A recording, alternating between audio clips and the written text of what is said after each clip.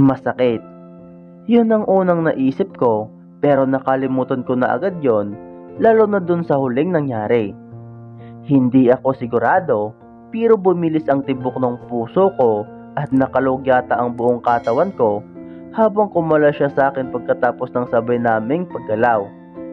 Napapikit ako sa sarap at excitement na naramdaman ko habang napahinga siya ng malalim sa tabi ko. Bago pa ako dumilat, hinalikan niya na ang noo ko. I love you, Rose. Sorry, at hindi na ako nakapagpigil. Napabuntong hininga siya. Pangako, ikaw lang ang mamahalin ko. Hinalikan niya na ang pisngi ko. Hindi ako na-virginize ni Calix na umabot kami ng ilang months. Pero si Jacob na kahit ilang minuto pa lang nagiging kami, ay ganito na ang nangyari. I love you to, sabi ko. Nakarating kami sa bahay nila ng parehong basang-basa.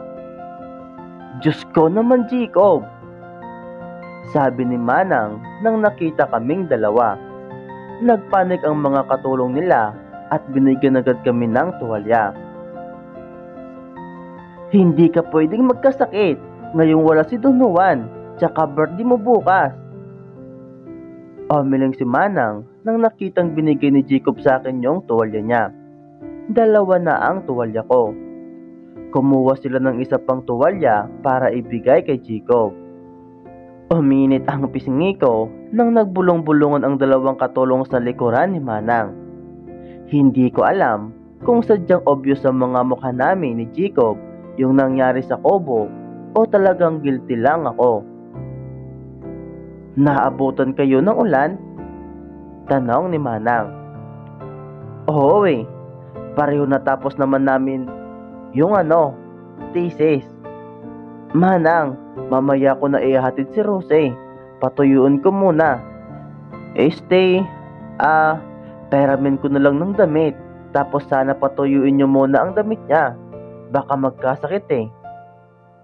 Nilagay niya ang kamay niya sa tuwalyang nakasabit sa balikat ko. Parang may kuryente talaga akong naramdaman. Malagkit. Kung sana dalhan niyo na rin kami ng mainit na soap o di kaya kape. Anya. Saan ba kayo? Sa kwarto mo? Tanong ni Manang nang nakataas ang isang kilay. Kinabahan ako sa tanong niya. Hindi ko alam kung talagang guilty ako o masyadong obvious. Pupunta kami ng kwarto para makakuha ko ng damit para kay Rose at para sa akin. Bababa din kami.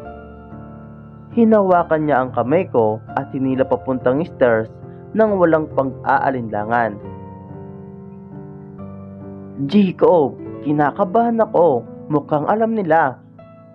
Sabi ko. Guni-guni mo lang yon. Tsaka, ano naman ngayon kung alam nila? Buti nang malaman nila kung sino ang susunod nilang magiging amo. Sinapak ko siya. Ano? Tumawa siya. Uminit ang pisngi ko. Hindi pa rin matanggal sa isipan ko ang nangyari sa amin sa Kobo. Namula din siya nang natigilan kami sa harapan ng kwarto niya. Hindi siya makatingin sa akin. Anong masasabi mo? Sa nangyari? Mas lalo pa siyang namula. Ha? Natatawa na naman ako. Ano? Okay lang ba yon? Hindi talaga siya makatingin. Binuksan niya ang pintuan. Alam ko kung ano ang ibig niyang sabihin, pero may ganun ba talaga? Tinatanong ba talaga yon pagkatapos? Iwan ko. Hindi ko alam. Wala akong mapagkumparahan kasi una ko rin yon. Uminit pa lalo ang pisngi ko. Nakatingin na siya sa akin at half open na naman yung bibig niya. Jacob, maliit ang boses ko. Nabigla ako nang sinarado niya ang pintuan. Jacob, wala nang round to. Wag dito. Sabi ko nang nakita siyang naglakad patungo sa akin. Kainis lang. Nakakatempt siya. Tumawa siya at nilagay ang daliri niya sa tiyan ko nang nakalapit na. Damang-dama ko ang init ng hininga niya, lalo na nang hinalikan niya ako. Ayan na naman ang bugso ng damdamin at makamundong pagnanasang naramdaman ko kanina. Jacob, sabi ko sa gitna ng halik. Sarap pakinggan ng boses mong tinatawag ang pangalan ko habang hinahalikan kita. Bakit ba hindi ko mapigilan ng sarili ko kahit ayaw ng utak ko? Itinigil niya ang paghalik. Ikaw at ako lang, Rose, sa mundong gagawin nating dalawa. Ikaw at ako lang ang laman, pangako. Hindi ko alam kung bakit naiiyak ako sa sinabi niya. Hindi ko alam kung bakit damang-dama ko ang sinabi niya. Sarap talaga ng feeling na to. Sana hindi na magbago. Sana ganito palagi. May biglang kumatok galing sa labas. Binuksan ito ni Jacob. Kami na ang magbibihis kay Rose, sabi ng dalawang katulong kanina. Binuksan ni Jacob ang pintuan at nakita kong may dala silang batrab. Sumulyap at ngumisi si Jacob sa akin. Huwag niyong ipasuot yung batrab sa kanya. Madaling natatanggal yan eh. Itong t-shirt ko na lang tsaka shorts. Maliligo lang ako, sabi niya sa dalawang katulong. Kaya ko naman bihisan yung sarili ko, kaya naiilang ako nang nandito sila kahit na parehong nakatalikod. Tapos na, sabi ko at nakita kong may dala si Manang na mainit na sabaw, kape, kanin, fried chicken at iba pa. Nilapag niya ito sa table malapit sa flash screen ni Jacob. Rose, tawagin mo lang ang dalawang to pag may kailangan. Nasa second floor lang sila. Tumango ako at umalis na sila. Umupo ako sa sofa habang hinihintay ang nagsha-shower na si Jacob. Tinignan ko ang t-shirt na suot ko na may nakalagay na Nike at ang shorts ay Adidas. Bakit di ko yun nakita noon? Halos lahat ng gamit niya ay masyadong branded para sa isang magsasaka. Imposibleng mahirap siya. Hay, ang tanga ko talaga. Inamoy ko yung t-shirt niya. Grabe, sobrang bango. Kasing bango niya.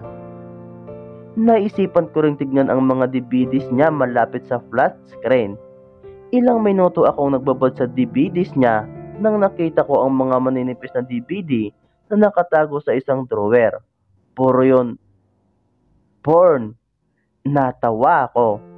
Siguro ay dito siya nakakuha ng mga mobs niya.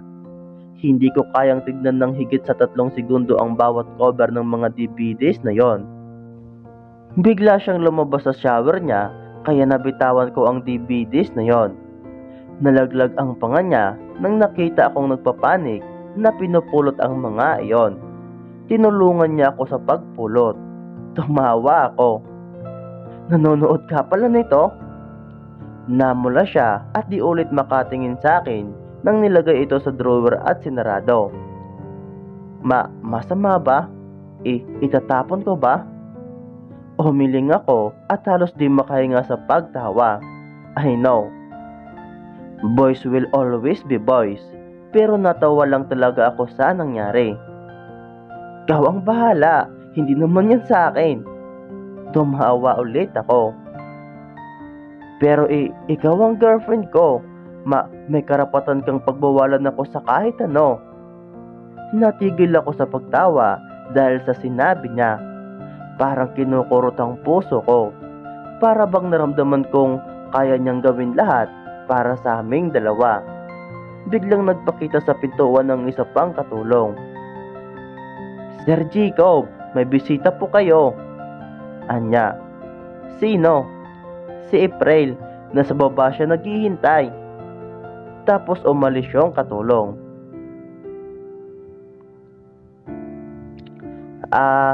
siguro bibigyan niya ako ng regalo. Wika niya. At anong regalo iyon? Grabe lang yung mood swing ko. Agad nag-switch. Climate change. Bakit naiinis ako sa term na regalo? Kasi naibigay ko na ang regalo ko sa kanya nang hindi sinasadya. Oy, double meaning. Saan doon ang regalo? Yung oo o yung virginity mo, Roshan? Okay ka lang ba? Tanong niya sa akin. Alika na, puntahan natin si Rose. Naglahad siya ng kamay. Jacob, sabi ko, hindi mo pwedeng sabihin kay April yung tungkol sa atin. Kahit na gusto kong sabihin niya yon. Bakit? Tanong niya. May gusto siya sa'yo. Nanlaki ang mga mata niya. Tapos, masasaktan mo siya. Natulala siya. Hindi totoo yung sinasabi mo. Magkaibigan lang kami. Anya. Agad namang kumulo ang dugo ko sa sinabi niya. Bahala ka. Alam ko, Jacob. Magkaibigan kami. Masama nga itong ginawa ko dahil inahas ko siya. Simulat sa pool, alam kong may gusto siya sa'yo, pero ano tong ginawa ko? Kinakabahan ako. Hindi pwede yon, sabi niya. Hindi siya pwedeng masaktan. Mahal kita at dapat maging masaya ang lahat sa ating dalawa. Umiling ako. Jacob, hindi magiging masaya ang lahat. Sabi ko naman sa'yo, diba? Maraming may gusto sa'yo. Kung hindi mo alam, pues alam ko dahil babae ako. Maraming masasaktan, maraming magagalit. Wala akong pakialam. Kailangan nilang matanggap iyon dahil yun ang totoo. Mahal kita at wala na silang magagawa. Tatanungin ko siya at sasabihin kong tayo na. Agad siyang umalis para puntahan si April. Sinundan ko siya at kinakabahan. Mas lalo akong kinabahan nang nakita kong napawi ang ngiti ni April nang naaninag akong nakabuntot kay Jacob pababa ng hagdan.